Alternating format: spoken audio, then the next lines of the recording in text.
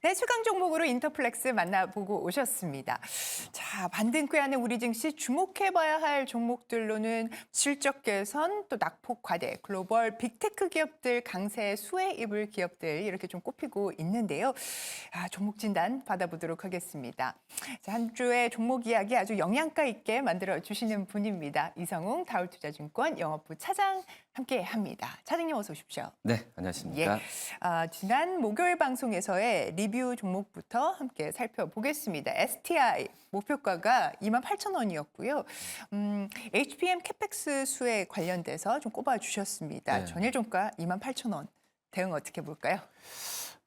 앞서서도 좀 말씀은 하셨는데 예. 결국은 이제 반도체 메모리 가격이 상승한다고 하더라도 이 메모리 가격 전공정 업체들보다는 후공정 뭐 기업들에 대한 수혜가 일어날 수밖에 없는 상황이거든요. 왜냐하면 이 부분이 어떤 트렌드로 좀 가는 과정이고 이 전공정이라고 하는 부분이 이제 웨이퍼를 이제 만드는 부분인데 그거에 대한 미세화에 대한 기술은 좀 한계가 있다고 판단되고 있고요. 뭐 그렇기 때문에 후공정 쪽에서 이 그 수혜주를 많이 찾고 있는 상황에서 대표적인 게 이제 한미반도체잖아요. 뭐 이게 본딩 쪽에서의 작업이라고 볼 수 있겠는데 하지만 이 본딩 작업에서 이 리플로 장비 한마디로 이제 그 기판과 쪽에서의 이 화학적인 이 장비에 대한 부분에 있어서 필수적인 요소이기 때문에 그 부분은 STI가 대표적인 것 같아요. 뭐 그렇기 때문에 STI에 대한 관심은 중장기적으로 봐야 된다. 그렇기 때문에 목표 주가를 돌파한다고 하더라도 끝까지 가져가는 그 보유 관점을 유지하시는 게 낫지 않을까 그렇게 판단됩니다. 네, 목표가 상향 주시나요? 네, 그래도 한 10% 정도 위로 계속해서 좀 알겠습니다. 그 대응을 하면서 돌파했을 때는 다시 한번 또 리뷰해서 말씀드리도록 하겠습니다. 네, 감사합니다. 자, 그렇다면 전 거래일에 시간 외에서 강하게 움직였던 특징주 최선미 아나운서의 브리핑으로 만나보시겠습니다. 시간의 특징주 하나하나 알아보겠습니다. 먼저 코센인데요. 투자사인 XRB의 자체 개발 바나듐 배터리가 기존 바나듐 배터리 대비해서 3배 이상의 출력 성능을 지녔다는 소식에 상한가 기록을 했습니다. 조이시티는 장 마감 후에 4분기 영업이익이 시장 컨센서스를 상회했다는 발표에 강세로 마감을 했고요. 또 물류 관련주들이 급등했는데요. 코로나 팬데믹 때보다 물류 차질이 심각하다는 보도가 나오면서 KCTC가 8.31%, 동방은 6.13% 올랐습니다. 마지막으로 인스웨이브 시스템즈입니다. 한동훈 비상대책위원장이 AI 산업 지원 확대를 약속했다는 보도가 나오면서 AI 관련주들이 움직였는데요. 그 속에 인스웨이브 시스템즈가 6.68% 올랐습니다. 이렇게 실적에 오른 종목도 보이고 테마주도 보이고 있는데요. 어떤 종목을 담아볼까요? 네, 바로 들어가 보도록 하죠. 어떤 종목 볼까요? 조이시티 한번 좀 봐야 될 텐데 네, 실적이 나오는 쪽이죠. 그렇죠. 그래서 제가 항상 시간 내에서 이제 말씀을 드리는 사항이 바로 이제 그 실적에 대한 공시가 나오는 종목들을 봐야 되는 게 맞다라고 좀 판단되고 있고요. 네. 자, 조이시티 같은 경우에도 연초 대비해서는 주가가 좀 많이 좀 떨어졌죠. 근데 떨어졌다는 것보다도 흔들림이 뭐 거의 이제 움직임이 거의 없었다라고 좀 볼 수 있겠는데, 하지만 이번에 4분기 실적을 발표를 계기로 지금 현재 이 게임주들의 작년 4분기 전체 실적에 대한 부분도 그렇게 지금 긍정적이지 않거든요. 근데 그 안에서 조이시티가 지금 이제 영업이익에 대한 부분에 있어서 500% 이상의 539%의 이 그 전년 대비해서 실적을 좀 보여주었다는 것 자체만으로도 지금 조이시티한테는 이 게임주 안에서의 또 모멘텀이 계속 살아갈 가능성이 크다고 판단되고 있고요. 그렇다면 게임 섹터 안에서 이 유동성이 몰렸을 때는 조이시티에 갈 확률이 굉장히 좀 당분간은 좀 있지 않을까라고 좀 생각이 되고 있고 우선 뭐 조이시티 같은 경우에도 올해 그 작년의 실적 주가 흐름이 좋지 않았었던 상황이 바로 이제 신작 게임에 대한 출시 부분이 제한적으로 갔던 상황인데요.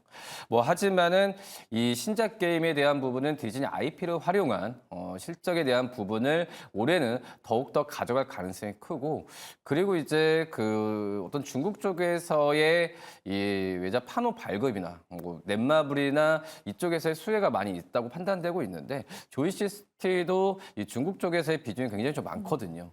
뭐 해외 매출의 이 전체 매출의 한 70% 가까운 부분이 해외 쪽에서 일어나는 상황이라고 좀 볼 수 있는데 그만큼 이제 조이시티 쪽에서의 그 모바일 쪽에서의 그 게임에 대한 수혜 부분은 이 중국을 비롯한 어떤 인도 여러 이 신흥 국가를 중심으로 일어날 가능성이 굉장히 좀 크지 않을까라고 좀 생각이 되고 있고요.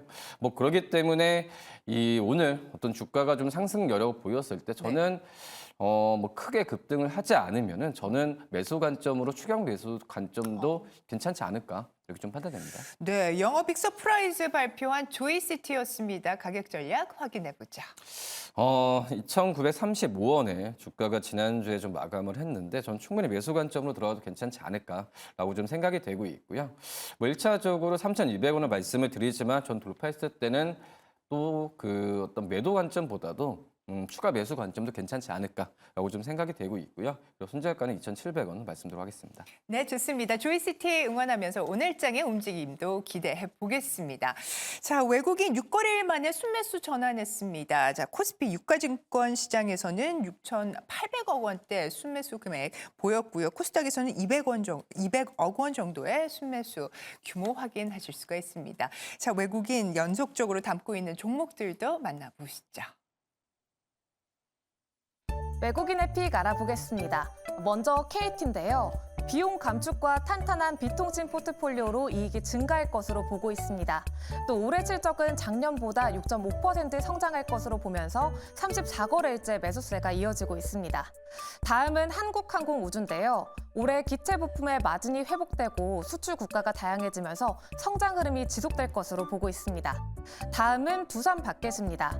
공급망 및 생산의 정상화 또 재료비 하락으로 매출과 영업이익이 증가했다고 합니다. 한국콜마도 볼까요? 증권가에서 올해 글로벌 고객사의 직수출 물량이 본격적으로 확대된다며 목표 주가를 상향했습니다. 마지막으로 더존비즈오는 4분기 호실적에 대한 전망과 또 한동훈 비상대책위원장이 방문해 AI 활용 추진 간담회가 진행됐다고 합니다. 오늘도 다양한 종목들이 눈에 들어오고 있는데요. 어떤 종목을 유심 있게 보면 좋을까요? 네, 외국인 수급 특징주 가운데 토픽 꼽아주시죠. 오랜만에 이제 더존 비주원 말씀을 좀 드려 하겠는데 상승률이 굉장히 좀 좋죠. 뭐 최근에 뭐 올해 1월부터 주가 상승률이 가파르게 올라가고 있는데 역시 이 AI 쪽에서의 투자에 대한 부분이 이 더존 비주원의 주가에 지금 그대로 좀 영향을 갖고 가는 상황인데 특히 이제 이 4분기 이 영업이익 같은 경우에도 지금은 이제 170억 이상까지도 지금 예상이 되고 있는 상황이기 때문에 원래 그 전부터 영업이익이 계속 좀 높아지고 있어요. 왜냐하면 이 더존 비중 같은 경우에는 이 그 전에 봤을 때도 ERP나 이런 좀 회계 프로그램 쪽에서의 그 만드는 기업이기 때문에 이 그 실적이나 이런 부분이 거의 뭐 변동성이 없는 그런 그 기업이라고 볼 수 있겠는데, 근데 그만큼 그 전에도 부각이 되었던 게 뭐 부채 비율이나 유볼로 봤을 땐 재무적으로는 굉장히 안정이 되어 있는 기업이라고 볼 수 있는 상황이고요. 여기에 그 도전 비전의 기술력을 지금 AI에 접목하면서 특히 이제 정부 쪽에서 지원하는 프로그램에서의 다소 좀 수주를 받고 있는 상황이기 때문에 네. 그런 부분이 그 몇 년 전에의 좀 약간의 좀 경기 방어적 관점에서 물론 IT 솔루션의 기업이긴 하지만 이 약간 경기 방어적인 느낌이 많이 강했었거든요. 하지만 최근 같은 경우에는 그 정부 정책에 의한 이런 ERP 프로그램이나 그리고 그 전에 기술력을 활용한 이 금융 업체와 또 기업 간의 뭐 대출 프로그램 여러 가지 부분에 있어서 새로운 산업에 대한 매출에 대한 기대감이 굉장히 높아지고 있는 상황이거든요. 뭐 그렇기 때문에 더존 비전이 지금은 그런 모멘텀 그리고 말씀드렸던 이런 그 실적에 대한 부분이 상향 추세되면서 여러 그 지금 외국인 수급도 그렇지만은 삼박자가 지금 어울려지고 있다라고 좀 생각이 되고 있고요. 네네.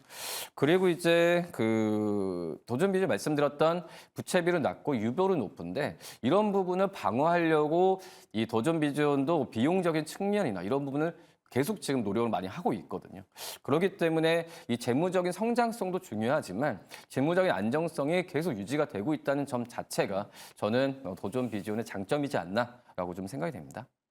지난주에 주간 기준으로 해서 가장 많이 오른 종목이더라고요. 네, 더존비존이 지금 31% 전주 대비해서 상승을 했는데 어제 전일장에서는 7% 네, 급등세 이어가고 있습니다. 가격 전략 확인하겠습니다. 우선은 급등을 좀 많이 좀 했기 때문에 뭐 들어가는 부분에 있어서 적극적으로 뭐 할 수는 없는 상황이 왜냐하면 최근에 지금 증권사들이 목표 주가를 43,000원까지 제시했거든요. 근데 이 4분기 실적 발표한 이후에 어떤 목표 주가를 증권사들이 상향할 가능성도 크기 때문에 지금 이제 43,850원까지 좀 접근했을 때 저는 그래도 적극적으로 분할 매수 관점에서 들어가는 게 맞지 않을까라고 좀 생각이 좀 되고 있고요. 그렇기 때문에 1차적으로 지난주 종가 기준으로 매수 관점으로 말씀드리고요. 그리고 1차적 목표가 48,000원, 그리고 선저가는 4만 원 말씀드리도록 하겠습니다. 네, 급등세 감안하셔서 분할 매수 관점으로 접근이 좋겠다라고 하는 이야기 또 참고를 해봐 주시기 바랍니다. 자, 그렇다면 오늘의 공략주도 바로 살펴보겠습니다.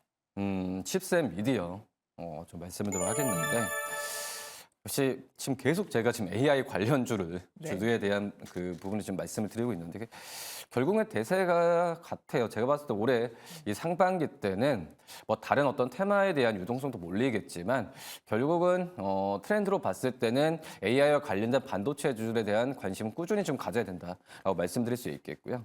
뭐 이 칩셋 미드 같은 경우도 역시 뭐 온디바이스, 뭐 AI가 나왔을 때도 이 내장형으로 봤을 때 칩셋 미디어가 가장 큰 수혜주구가 맞다라고 지금 생각이 되고 있고 뭐 그렇기 때문에 뭐 설계 쪽에서의 봤을 때도 이 연산이나 여러 가지 부분에서 칩셋 미디어에 대한 기술력에 대한 수준은 계속 일어날 가능성이 크지 않을까라고 좀 생각이 되고 있고요.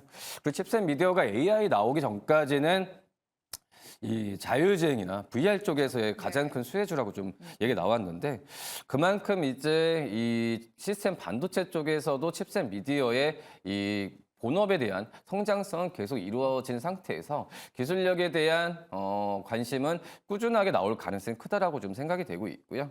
1월치에 주가가 신고가를 찍은 이후에 좀 조정을 받으면서 반등을 좀 시작했는데 이 정도 주가 수준은 꽤 괜찮지 않을까라고 판단됩니다. 네, 좋습니다.